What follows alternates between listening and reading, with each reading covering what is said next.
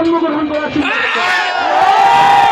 কারণ হচ্ছে এই মাটিতে আমার জন্ম, এই মাটিতে আমার বড় হওয়া, এই মাটির সমস্ত কিছু আত্মীয় স্বজন বন্ধু বান্ধব সবকিছুই আমরা তৈরি করেছি, একসাথে আছি। এই জন্যই আমরা যদি জানতাম যে আমরা নগরগঞ্জে চলে যাব, তাহলে আমাদের জীবনে অনেক কিছু অন্যভাবে হতো।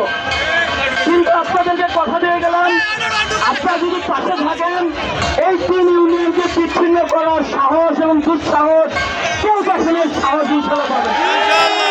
জনগণের শক্তি এত বড় শক্তি, আপনারা জানেন যে জনগণের শক্তির কারণে পৃথিবীর সমস্ত শক্তি কালের শক্তি পরাজিত হয়। মনে রাখবেন একটা কথা, যতদিন পর্যন্ত আপনারা ভালো কালের সাথে থাকবেন, ততদিন পর্যন্ত পুরো ধরনের খারাপ শক্তি আমাদের এই 3 ইউনিয়নকে বিচ্ছিন্ন করতে পারবে না। রাজনীতি মানুষের কল্যাণের জন্য, মানুষের সংসার আগুন ধরনের জন্য না। রাজনীতি মানুষের সুন্দরভাবে বসবাস করার জন্য, সংসার ভাঙার জন্য না। আমরা বাংলাবাসী, সদরপুরবাসী, চরপতিশনবাসী বাংলাদেশের মধ্যে সবচেয়ে নিরাপদ এবং এই অঞ্চলের সবচেয়ে আন্দোলন সংগ্রাম খুবই কম হয়। আমরা শান্তিপ্রিয়ভাবে বসবাস করতে চাই, শান্তিপ্রিয়ভাবে থাকতে চাই।